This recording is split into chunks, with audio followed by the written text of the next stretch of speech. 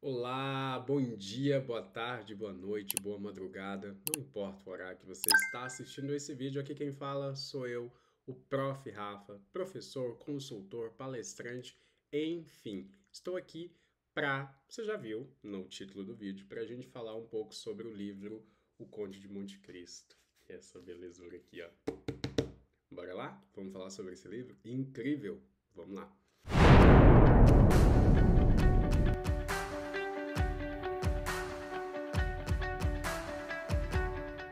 Como eu tenho feito aqui no canal, primeiro eu vou falar, melhor dizendo, eu vou apresentar a edição física para vocês verem como que ela é e terem um pouco do gostinho, porque eu particularmente acho essa edição aqui uma coisa primorosa.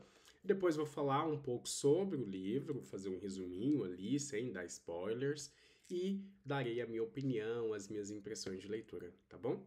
Então, sobre a edição física, tá certo, tá. Ele é assim, ó. Vem nesse box aqui. É um box resistente, inclusive, tá? A lateral dele, eu vou tirar aqui pra ficar mais fácil. Deixa eu mostrar o box aqui. Gente, eu acho isso tão legal. Aqui é um box resistente mesmo. Tô apertando, então só para vocês verem que ele é resistente aqui por dentro. E eu acho legal o conceito porque a proposta dele é realmente simular uma prisão, né? Então vocês vão entender um pouco mais pra frente. Então eu acho muito, muito, muito legal. Agora, esse aqui é o tomo 2. Esse é o tomo 1, né? Ele é assim. Por dentro, ele é muito bonito, muito bonito. Aqui, quando vocês lerem, vocês vão entender isso aqui. Mas enfim, né? Tem o contexto de prisão, já deve ter assistido vários filmes, livros que tinha isso aqui. Então, esses números riscadinhos aqui, né? Juntar lá com trás você vai conseguir sacar, mas na leitura também vai dar para perceber.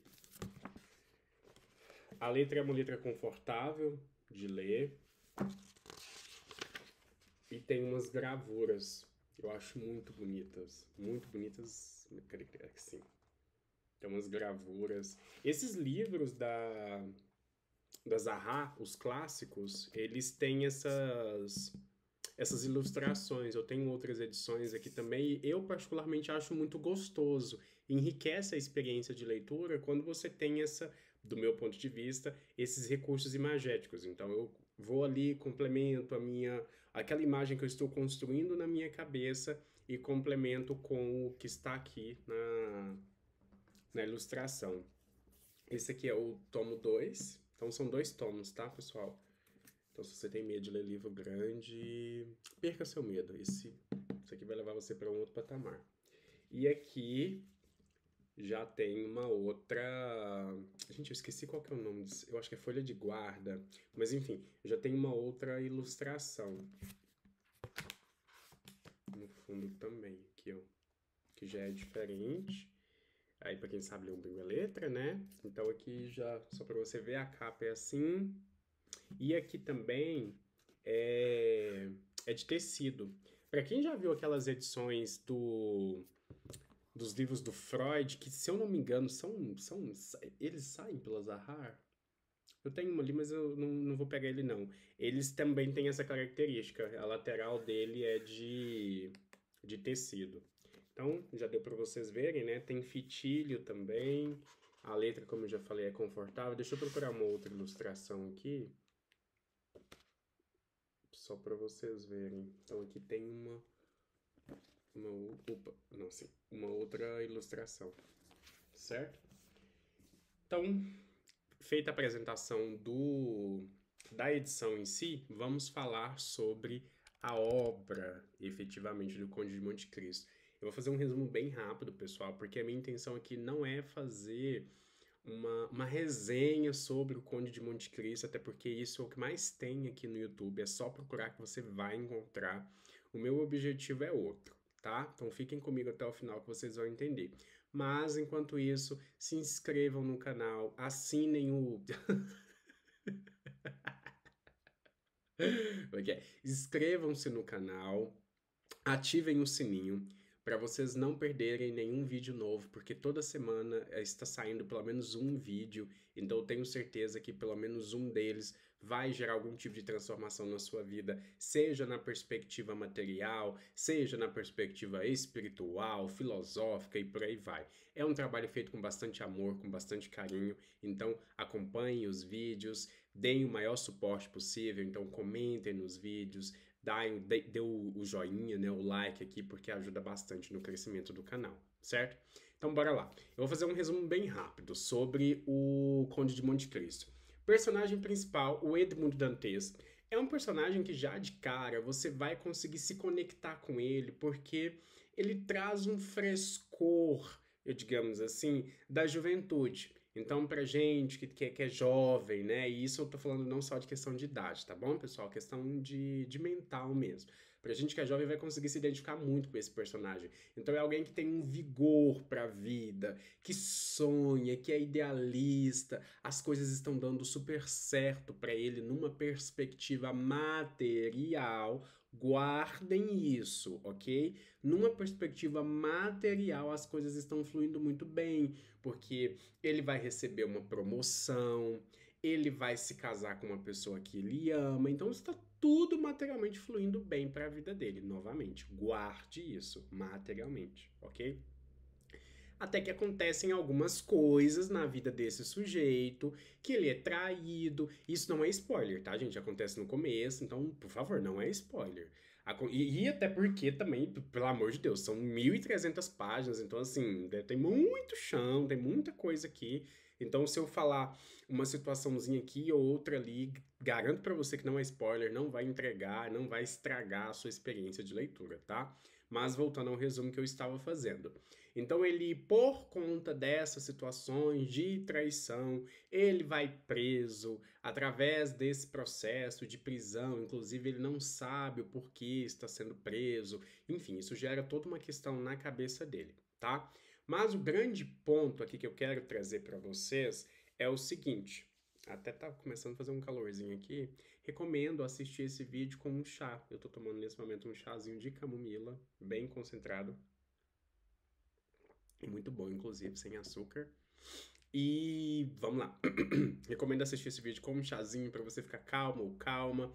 Ou pode então assistir ao vídeo enquanto lava a vasilha, como eu já falei, eu gosto de fazer isso. Então a proposta aqui, pessoal, de novo, é que seja uma conversa leve. É que você sinta que está aqui conversando comigo, que eu acabei de terminar a leitura desse livro e eu estou compartilhando com você as minhas experiências, as minhas expectativas e por aí vai, tá bom? Então, voltando ao resumo aqui do Prof. Rafa. Como eu tinha falado para você, ele vai preso injustamente. Sendo preso injustamente, ele conhece dentro da prisão, que ele passa uma quantidade de tempo lá na prisão, ele conhece o Abade Faria. Gente, esse personagem, desde a primeira vez que eu o vi no livro, ele me chamou a atenção.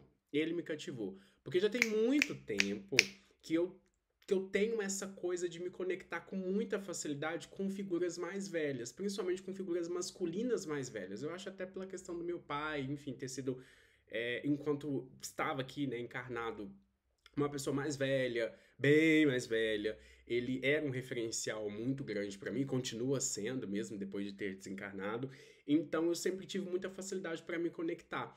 E o Abade Faria era uma figura. Eu vou até colocar, se eu lembrar, uma imagem para vocês do Abade Faria, é claro, de uma ilustração de como ele seria, mas é uma pessoa mais velha que já estava lá na prisão há muito tempo e que por estar nesse lugar há muito tempo ela já tinha ali desenvolvido as suas habilidades para se haver com aquelas adversidades que foram apresentadas pela vida enquanto aquele sujeito estava lá na prisão, que inclusive ele mesmo já não sabia mais, ele tinha se desconectado do tempo. Guardem isso, tá bom? Estava desconectado do tempo, tá bom? Dando sequência, até que chega um momento que o Edmundo Dantes ele consegue sair da prisão. Os meios que ele vai fazer isso você vai precisar ler, porque se eu falar aqui, vamos dizer que é spoiler. E encontra um tesouro, certo? E encontrou o tesouro, ele vai se transformar no enigmático Conde de Monte Cristo. Até porque, gente, vamos, né, de novo. Eu tô tentando me resguardar de possíveis comentários, porque eu estou gravando esse vídeo hoje E hoje é dia 20 de maio de 2025. Só porque ele vai ficar aqui no YouTube por muito tempo. Então já estou me resguardando de possíveis comentários, tá? Tudo isso que eu estou falando, pessoal, de novo, eu vou até mostrar para ficar mais claro. Gente, olha o tamanho disso aqui. Eu não tô assustando, tá? Não tô querendo te assustar. Ó, olha o tamanho disso aqui. Então, assim, eu garanto pra você que um vídeo desse aqui, ele não é suficiente pra estragar a sua experiência de leitura. No sentido de, o Rafael contou uma coisa que acontece no livro e... Não, gente, não, tá bom? Então, ok, voltando. E ele vai realizar a sua vingança ali, por aí vai. Então, de novo, ele é um jovem promissor que passa por situações de adversidades materiais e depois, por conta da matéria, ele consegue algumas realizações em termos de vingança. Algumas, tá bom? Agora eu vou entrar numa outra parte do vídeo, que é como eu tive contato com esse livro pela primeira vez e como que foi a minha experiência de leitura, que foi em 2021, não foi agora em 2025. Então eu revisei o que eu já tinha anotado, eu voltei para minha experiência literária que aconteceu lá em 2021 para trazer esse vídeo para vocês, tá bom? Com bastante amor, com bastante carinho, como eu sempre faço aqui no canal. Meu primeiro contato foi lá em 2021 com o livro, não com o enredo em si, do Conde de Monte Cristo, que eu já tinha ouvido falar várias vezes. Então, o Conde de Monte Cristo. Tem até uma novela da Globo. É a que tinha a Teresa Cristina, Fina Estampa, se eu não me engano, uma novela, em que tinha algumas coisas ali que remetiam muito à situação do Conde de Monte Cristo. Algumas coisas, tá? Então, esse meu enredo meio que já estava na minha cabeça. Até que por algum motivo, eu já falei isso aqui em outros vídeos, mas eu vou repetir. Eu, Rafael, tenho uma conexão muito intensa com os livros que estão hoje aqui na minha casa. Eu nem digo os meus livros, porque hoje eu estou me desfazendo dos livros com muita facilidade, estou ganhando livros novos, então nem digo os meus livros, eu estou dizendo que eles estão na minha companhia por enquanto. Então eu tenho conexão muito forte com eles. Acaba que em determinado momento, quando que livro que eu quero ler? Então eu olho para a estante e o que me chamar eu pego. E foi isso que aconteceu com o Conde de Monte Cristo. Até aquela época, até 2021, eu nunca tinha lido um livro de mais de 1000 páginas. Então eu tinha ficado ali em 600, 800 e por aí vai. Mais de 1000, então, eu não tinha lido. Quando eu peguei esse livro para ler pela primeira vez, eu confesso que eu pensei, acho que eu vou demorar muito tempo para ler, e já ficava aquela ansiedade, por aí vai. Gente, eu li esse livro em 20 dias. Foi assim, muito rápido. Eu lembro que eu acordava de madrugada, eu queria pegar o livro para ler. Eu lembro que na época eu andava de ônibus, então no ônibus eu tava com o livro o tempo todo. Eu consumi, eu devorei esse livro, porque ele tem uma estrutura folhetinesca. Então, o que acontece? O autor escrevia os capítulos e o fim do capítulo precisava chamar as pessoas, despertar curiosidades para que elas lessem os próximos capítulos. Lembre, estamos falando de uma estrutura folhetinesca. Eram lançados os capítulos em formas de folhetos, né? Folhetinhos nos jornais. Então tem essa pegada de novela. Então você vai lendo assim, de repente você nem vê o tempo passar, que foi isso que aconteceu comigo. Então perdi a hora várias vezes e por aí vai. Dispensei convites de pessoas também para eu poder ler, porque eu realmente queria terminar a leitura, porque foi uma experiência bem gostosa. Então acabo de falar para vocês como que foi mais ou menos a minha experiência com esse livro. É, sem sombra de dúvida, um dos meus livros favoritos da vida. Sério. E olha que eu já li muita coisa, gente. Mas é um dos meus livros favoritos da vida porque, sem sombra de dúvidas, ele me levou para um outro patamar. Eu quero focar aqui com vocês. Agora vamos entrar mais aprofundadamente no tema do vídeo, tá bom? Na questão da prisão, tá? Então o tio Rafa vai falar com você sobre prisão. Rafael, o que tem a ver? Com a história você já entendeu, né? O que tem a ver a questão da prisão. Mas o que eu quero trazer aqui para vocês e que, a meu ver, é algo que você ainda não viu aqui na internet quando o assunto é o Conde de Monte Cristo, ou pelo menos não nas resenhas mais rápidas, que vão ali te dizer o que aconteceu, o que não aconteceu e por aí vai, certo? O que eu quero trazer? Análise da prisão não na perspectiva material, mas na perspectiva mental. Exatamente isso, na perspectiva mental. Se você trabalha com tarô, alguma coisa nesse sentido, então você vai perceber, o tarô tem algumas cartas específicas, né, que elas falam muito sobre prisão mental, sobre como a mente, ela tem, não só o tarô, tá? Eu só tô falando do tarô porque foi o que veio pra mim aqui agora, foi o que eu lembrei.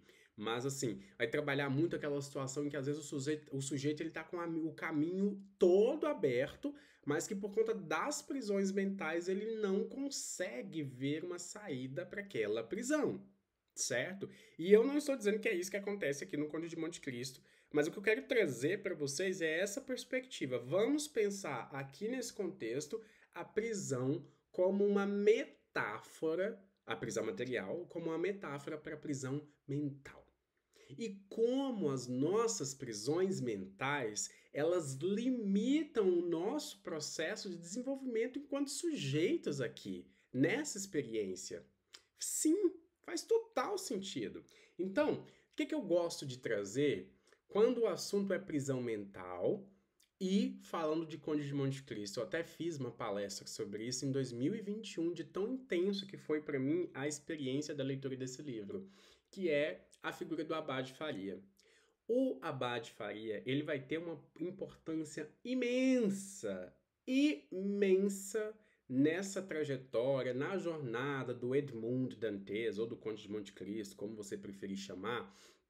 Ele vai ter uma importância muito grande, porque ele começa, aos poucos, a fazer com que o Edmond Dantes consiga perceber que ele está não só numa prisão material, mas numa prisão mental.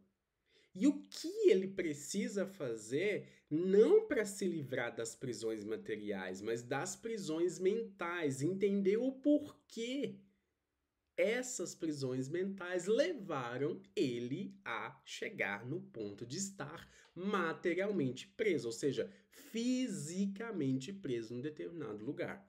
E ele, obviamente, não está dizendo que tudo aquilo que aconteceu na vida do Edmond Dantes é responsabilidade dele, é culpa dele. Não, não é isso. Não é essa a questão. A discussão é mais profunda do que isso. O que ele está dizendo, entre outras coisas, é que se o Edmond Dantes não conseguisse se desfazer das suas prisões mentais, ele não conseguiria se abrir para o mundo.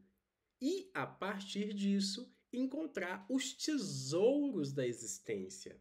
E aqui, gente, pau que dá em Chico, dá em Francisco, concorda? Então, se estamos nesse contexto aqui, dessa aula gostosinha, tomando um chá e analisando a prisão que realmente aconteceu com Edmond Dantes, mas numa perspectiva metafórica, vamos também usar a mesma régua metafórica para analisar outros fenômenos que acontecem na história, por exemplo, o tesouro. Vamos pensar simbolicamente no que o tesouro ou tesouros podem representar. É claro que à primeira vista, como aparece aqui no livro para vocês, tesouro pode significar algo material. Claro, pode significar algo material. Mas vamos dar alguns passos para trás. Vamos sair da superfície. Isso aqui todo mundo já viu, isso aqui todo mundo está falando. Não, vamos sair da superfície, vamos nos aprofundar um pouco mais na discussão para que a gente entenda ali nas entrelinhas o que o autor queria passar para a gente. Vamos pensar aqui que tesouro pode significar a conquista de algo que se quer muito. Olha que coisa mais bacana quando se pensa em tesouro nessa perspectiva. Por quê? Se você pensa em tesouro na perspectiva de algo que eu quero muito e eu consigo atingir depois que eu me desfaço das minhas prisões mentais, você vai olhar para esse livro com outra perspectiva. Mas não só para esse livro, para a sua vida também. O que hoje pode ser que esteja te prendendo numa prisão, né? Prendendo numa prisão é legal, né?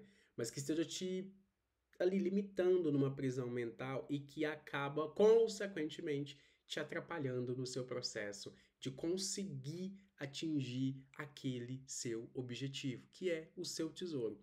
Porque vamos pensar aqui, pessoal, o que é tesouro para um não é tesouro para o outro. Não é que pode ser o que pode não ser. Não é. O que é valioso para mim não é valioso para você. Pode ser que gostemos das mesmas coisas, mas o grau de valor que eu coloco numa determinada coisa, seja um objeto ou algo imaterial, é realmente o mesmo que você coloca? Provável que não, porque eu tenho a minha individualidade e você tem a sua. Podemos sim compartilhar valores, podemos sim olhar para o mesmo objeto e ver valor e encontrar ali um tesouro. Ok, mas será que nos mesmos graus? Então não dá para dizer que as experiências nesse sentido são as mesmas.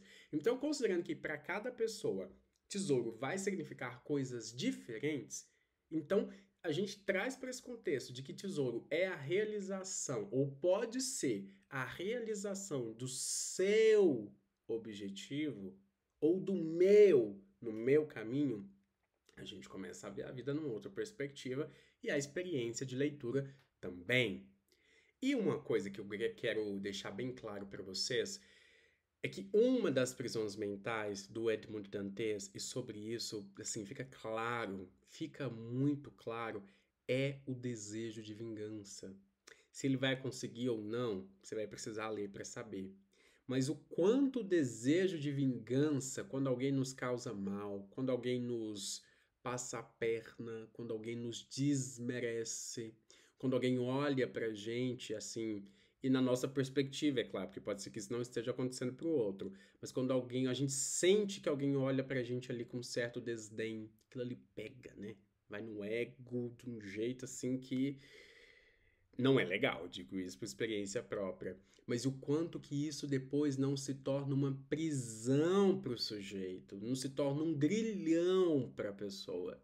E acaba impedindo a pessoa que está ali presa nessa situação de seguir com a própria vida, de ir rumo aos próprios tesouros. Ou então, vamos pensar aqui numa situação. Alguém fez um mal pro Joãozinho, o Joãozinho ficou com raiva. Gente, é normal, né? Ficou com raiva e vai levar aquilo adiante, pensando, eu vou fazer tal coisa porque a pessoa fez isso, eu vou fazer isso porque fulano fez aquilo. Isso não se torna uma prisão. Isso não é algo que vai, inclusive, intervir negativamente na experiência de liberdade desse sujeito, porque isso não é liberdade. Se a gente para pensar, é claro que eu não vou entrar num conceito, numa discussão, melhor dizendo, filosófica aqui do que é a verdade, desculpa, do que é a liberdade, mas assim, é, vamos concordar com uma coisa. Você mediar a sua vida a partir de um desejo de vingança e pautar toda a sua realidade para atingir esse objetivo, se você vai fazer ou não, isso não me interessa, isso não, aqui não é uma discussão moral, mas isso, de certa forma, mesmo que de uma forma limitada, que às vezes você pode enxergar desse jeito, está cerceando a sua liberdade. Porque se você pode fazer várias e várias e várias coisas, você está limitado àquele caminho por conta de um evento passado, eu não sei se estamos falando de liberdade ali 100%, né? Tá que, enfim, liberdade 100% é uma outra discussão. Mas esse assunto ficou claro, eu acho, né? Foi trazido com bastante carinho ali, eu digo, e com bastante amor. E que nos leva a refletir, sabe? Sobre como desejo de vingança. Gente, mas vamos pensar aqui em desejo de vingança sem essa perspectiva moral. Eu sei que é um pouco difícil, né? Porque às vezes a gente vai pensar, fulano fez uma coisa comigo, e tem várias perspectivas, né? Mas pode ser, fulano me fez algo e eu vou fingir que aquilo não aconteceu, eu não guardo rancor e por aí vai. Enfim, as pessoas têm os seus diferentes mecanismos para lidar com isso. Mas eu digo por experiência própria. Eu já passei por situações em que eu me senti traído, eu já passei por situações em que puxaram meu tapete. E aquilo ali, naquele contexto, eu não vou mentir, gente, já aconteceu comigo de eu querer tanto provar o meu valor para aquela pessoa como uma expressão da minha vingança, que eu consegui sim fazer alguns avanços materiais, sabe? Eu quero muito uma coisa. E eu passei tanta raiva, me desmereceram tanto naquele contexto ali, que eu vou me esforçar para eu conseguir chegar em tal lugar. Então eu consegui chegar naquele lugar, eu consegui aquele objetivo, mas a que custo? Será que eu realmente estava sendo livre ali, naquele caminho? Então isso é uma reflexão interessante de ser feita, sabe? Como às vezes o desejo de vingança, o desejo de dar o troco, acaba nos prendendo, limitando a nossa experiência. Hum. E às vezes, não sei, no fim das contas, será que a gente vai ver que se faz sentido ou se não faz? Se fez sentido pro Conde de Monte Cristo, você vai ter que ler. Pra você ver, pra você entender. Mas eu acho que foi o que estava já em mim, sabe? No meu íntimo, esse desejo de trazer essa perspectiva, de trazer esses olhares diferentes sobre essa obra. Porque, como eu falei, resumo, resenha, eu tenho um monte aqui pela internet. Muito boas, inclusive, algumas delas. Mas assim, vamos para um outro degrau. Vamos assim cavucar um pouco mais, buscar um pouco mais de sentido nas coisas. Sabe o que que isso significa? Por que isso? Por que aquilo? Eu quero até comentar com vocês que lembra que eu falei que lá em 2021 eu fiz uma palestra e era uma palestra sobre o uso da criatividade para que, se fosse possível, a partir disso, encontrar saídas inovadoras para problemas, gastando pouco. Eu vou até trazer esse exemplo aqui para vocês que vai ser interessante. Tem um termo que chama bricolagem, que vai significar, de modo bem resumido, em linhas gerais, que é você. Eu vou dar um exemplo. Gosto desses exemplos assim porque facilitam o entendimento. É meu lado professor, gente. Hoje você resolveu fazer um jantar na sua casa. Você vai receber amigos na sua casa e por aí vai, você quer fazer um jantar. A bricolagem, ela vai significar basicamente eu quero fazer uma lasanha. Então o objetivo está definido, certo? Então você tem um objetivo definido e ao mesmo tempo pode ser que aquilo seja um problema, porque se você não tiver todos os ingredientes na sua casa, você não vai conseguir fazer uma lasanha, ou talvez essa lasanha vá ficar meio capenga, porque não terá todos os ingredientes, caso você não tenha eles na sua casa. Eu tô falando dos recursos que você tem disponível. Então você vai pensar em várias e várias saídas que você pode encontrar para solucionar esse problema, que é não ter todos os recursos necessários naquele momento para fazer a lasanha que você quer fazer. Como que eu vou resolver isso? Diferentes formas. A primeira solução que as pessoas normalmente pensam eu vou lá comprar. Mas vamos deixar a situação um pouco mais complicada? Você não tem o recurso financeiro para ir lá comprar. Então você tem que se haver com aquilo ali que você tem ou fazer alguma coisa. Por exemplo, você pode combinar com os amigos, cada um traz uma coisa e a gente faz a lasanha, o problema está resolvido. Ou então, eu vou fazer uma lasanha diferente, ou então vou fazer um macarrão de panela, enfim, certo? Então, de novo, você identificou um problema e você identificou soluções criativas para resolver esse problema. Gente, e sério, eu juro para vocês, eu tive esse insight de fazer essa palestra por conta do Abade Faria. Porque ele mexeu tanto comigo, como eu já falei pra vocês. E vocês, quando forem ler, eu tô colocando quando forem ler, porque eu tenho certeza que vocês vão ler. Eu tenho certeza que essa resenha vai deixar vocês curiosos pra assim, gente, pelo amor de Deus, eu tenho que ler esse negócio pra ver se é isso tudo mesmo que o Rafael falou. Quando vocês forem ler, vocês vão identificar que ele é um personagem muito inteligente. Ele é um personagem muito sagaz. Chega em alguns pontos, aí fica a reflexão. Eu vou deixar pra você ler, que aí você, enfim, perceba que eu tô fazendo vários convites pra essa leitura, que a gente fica meio em dúvida se o Abade Faria, se ele existia mesmo, se ele era o próprio Conde de Monte Cristo, né, ali projetado para fora. Assim, gente, são coisas. Como que eu vou dizer? São interpretações minhas, tá? Então pode ser que você leia e que não tenha essa visão e tá tudo bem. As obras existem para isso. É por isso que os clássicos são clássicos, né? Eles nunca se esgotam e tem várias interpretações e várias análises por aí vai. Mas o Abade Faria, ele desfazia, gente, é um negócio de louco. Ele desfazia, sei lá, tecido, ele pegava, ai, gente, como que eu vou explicar? Ele, sem dar spoiler, né? Ele pegava pedaços de tecido, por exemplo, para fazer corda.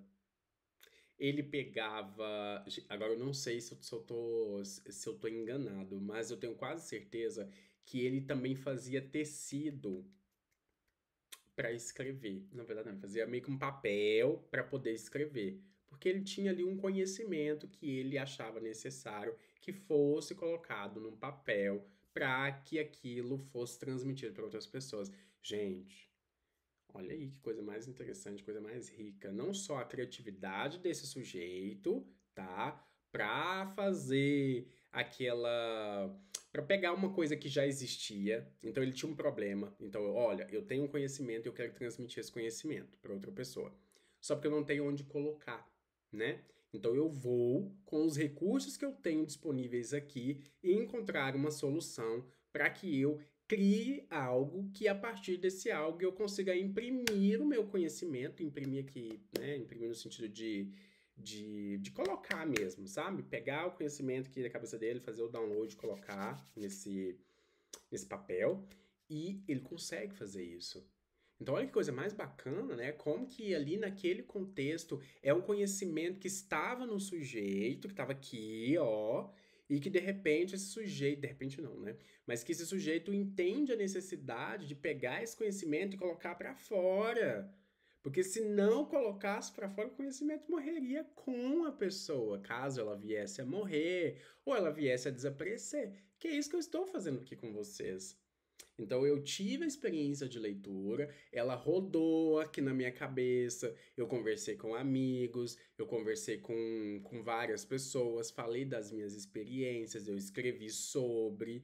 Mas agora, esse momento que eu estou tendo aqui com vocês, mesmo sendo 4 anos depois, eu sinto que eu estou colocando para fora coisas que ficaram comigo por conta da experiência de leitura.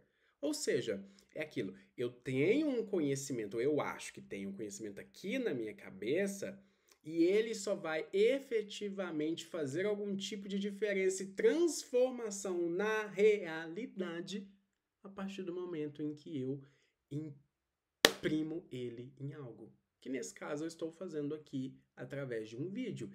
É a impressão de conhecimento, pessoal. Eu estou pegando as minhas experiências, aquilo que eu vi, aquilo que eu não vi também, colocando aqui num vídeo e entregando para vocês.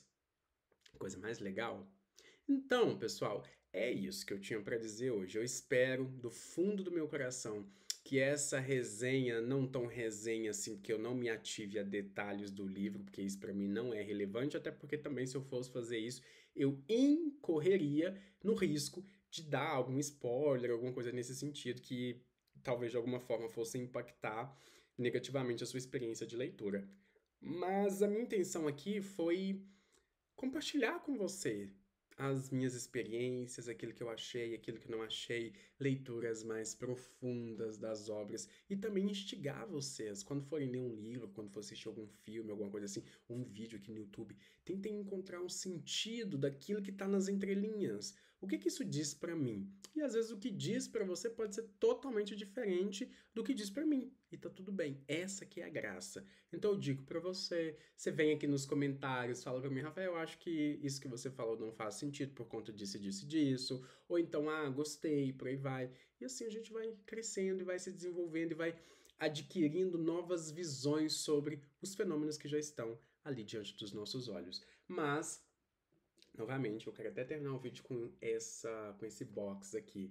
Vamos pensar na prisão mental, desculpa, na prisão material, que eu vinha até no começo do vídeo batendo nessa tecla com vocês, como uma metáfora para as nossas prisões mentais e o quanto às vezes um objetivo que realmente pra gente ali conversa com o que a gente quer, igual eu quero me vingar de fulano, eu quero mostrar para aquela pessoa que isso, de repente às vezes às vezes não faz sentido, às vezes não sei. Para ele, se fez ou se não fez, você vai ter que ler, e se fez ou deixou de fazer, enfim, o percurso da leitura você vai conseguir entender ali, vai conseguir entrar muito bem na história. Mas essa questão de prisão mental me chamou muita atenção. E o que a gente precisa fazer, às vezes, para sair dessas prisões mentais? Às vezes é morrer para aquele problema, né? Pelo amor de Deus, não me entenda mal. Às vezes é morrer para aquele problema no sentido de tirar a atenção dele e colocar num lugar que faça mais sentido pra gente, né? E pra gente que vive num país que tem uma tradição cristã muito forte, a morte e a consequente ressurreição tem muito a ver com renovação, com renascimento, com novas perspectivas sobre uma realidade que às vezes continua a mesma. O que muda é o observador. Muito obrigado pela sua atenção. Leia esse livro, eu tenho certeza que vai fazer diferença na sua experiência enquanto leitor, enquanto leitora, enquanto indivíduo de um modo geral. E acompanhe o canal, porque resenhas como essas, assim, nessa conversa, que é um chazinho, eu nem terminei o chá vai ficar frio, mas tudo bem, já estou acostumado. Muito obrigado, tenham aí um excelente dia, noite, madrugada, enfim, e levem pro coração essas coisas que eu falei, que eu tenho certeza que vai te ajudar em alguma medida. Abração. Tchau, tchau.